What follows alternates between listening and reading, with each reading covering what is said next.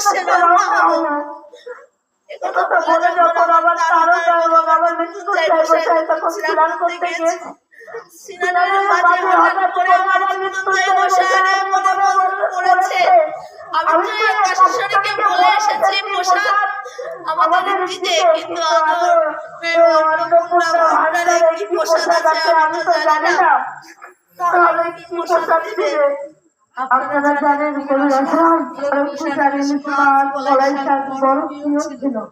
আর আমার মৃত্যুঞ্জয় গোসাইও তা অনুভব করে ফেলল। তাই তো ওই পুকুর বা বিল থেকে স্নান করে মৃত্যুঞ্জয় গোসাই একটা ইলিশ মাছ ধরে নিয়ে কাশেশ্বরী মাকে দিয়ে বলছি, কাশেশ্বরী এই ইলিশ মাছটা শীঘ্রই কুটে তুমি আমাদের জন্য একটু ব্যঞ্জন তৈরি করে দাও। আমাদের ব্যঞ্জন গ্রহণ করে এই প্রসাদ গ্রহণ করে আমাদের সীতামার উদ্দেশ্যে ভগবান দেখা করতে চাই। তো একথা বলে যখন দুজনে ওই প্রসাদ গ্রহণ করে যখন যাচ্ছে, তো আপনারা জানেন আমরা কবি রসদাস তারকসাই আর মৃত্যুঞ্জয় গোসাই যখন জল চৌকিতে বসে যখন আসনে বসে যখন প্রসাদ গ্রহণ করছে, বাবা মৃত্যুঞ্জয় গোসাই তখন বলছে, কাশেশ্বরী তুমি একটু তারককে একটু দুধ দাও। মা তখন বলছে, আজ যে আশ্রমের বাড়িতে তোদের সাথে দেওয়ার জন্য যে মিষ্টি দ্রব্য কিছু যে নেই, শুধু দুধ আছে।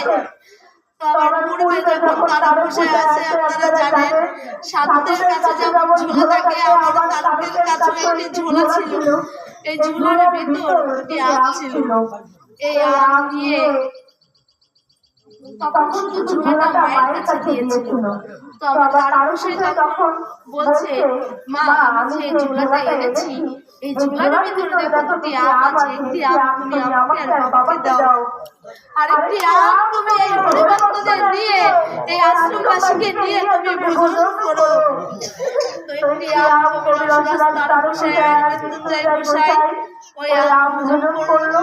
এবং ভোজনের শেষে যখন দুজনে গিয়েছে সীতামার উদ্দেশ্যে রওনা হয়ে, তখন যখন মধুমতি নদীর কাছে এসেছে তখন নৌকায় উঠে তখন মৃত্যুঞ্জয় গোসাই তারককে বলছে, তারক উপরে আকাশ নিচে নিচে মা গঙ্গা তাহারি মাঝে ভেসে আছি, ওরা বুঝো না, বলো তুমি আম কোথা থেকে পেয়ে এসেছো? আর আমার তারক গোসাই বলছে, ভগবান যে ভগবান তোমাকে পুকুর বা বিলের থেকে ইলিশ মাছ দিয়েছে, আমার মনের ভিতর যে ভগবানের রূপ কল্পনা করেছে বা ভগবানের রূপ তৈরি করেছে, সেই ভগবান আমাকে সেখান থেকে আনতে এসেছে। অর্থাৎ দুজনের সেই মাহাত্ম্য কথা বলতে বলতে সীতামার উদ্দেশ্যে যখন যায়, তখন আমার মৃত্যুঞ্জয় গোসাই আবার তারককে বলছে, তারক ওই দেখো বসে আছে তোমার ভগবানকে তুমি আজ চিনে নাও। যেমন এখানে আমাদের রবিবাবা বসে আছে, আমরা জানি এই অঞ্চলটা রবিবাবার সান্নিধ্য পেয়ে পূর্ণনগর চার ঠাকুরের মাতারা হয়েছে। অপমান এই অঞ্চলে আমার ব্যবসায়ী পাগল ফসল তুলেছে, সেই ফসলের মাঝে আমি এসেছি। আমার পূর্ণনগর চার ঠাকুর যখন বসে আছে, আমার কবি রসদাস তারকসাই তখন ঠাকুরের একটি একটি রূপ বর্ণনা অর্থাৎ গুনতে গুনতে ঠাকুর একটি একটি রূপ দর্শন দিচ্ছে। আর আবার তারও একটি একটি রূপ অনুভব করে মনে মনে যখন 28টি রূপ দেখেছে, আর বাকি যে রূপগুলো যখন না দেখেছে তখন তারকের ভিতর মনে একটা পাত্রতে এসেছে, সেই বলেছিল, ভগবান এই পূজার ঠাকুর না আমার ভগবান। তখন আমার কবি রসদাস তারকসাই বাকি চিহ্নগুলো দেখিয়েছে। তাই তো মুগ্ধ হয়ে পড়েছে। আর আমার কবি রসদাস বলেছে, বলো তো এই জগতে অমৃত্যুঞ্জয় কোথা থেকে তুই এমনই তোতাপাকে নিয়ে এসেছিস আমার এই ধামে? এই তোতাপাকে যে একদিন এই হরিমেলা পাখিদের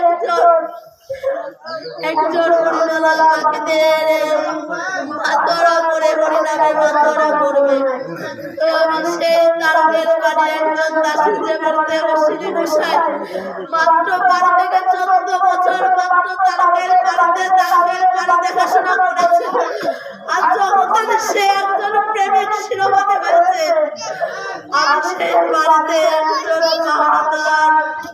আপনারা আশীর্বাদ করবেন ওই বাড়ির যোগ্যতম পুত্রবধূ হতে পারে। ওই বাড়ি যেন হরিভক্তদের বাড়ি হয়েছে।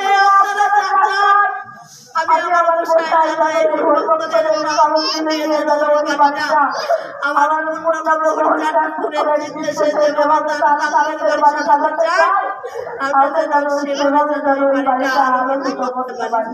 তো এই মুখমিয়া এই সকল হরিভক্তের সাথে আমার হরিনাম করে আমার ভালো লেগেছে। আপনাদের সাথে কথা বলার কিছুই নেই। আমি আপনাদের বাসিতে ঘুরতে এসেছি, আপনারা আশীর্বাদ করবেন। আপনাদের চরণকে নিয়ে যেন আমি যেন নানানভাবে যেন আপনাদের মতো সেই মর্যাদা যেন সকল মতো ভাবে খাই। সকল মতো অবশ্যই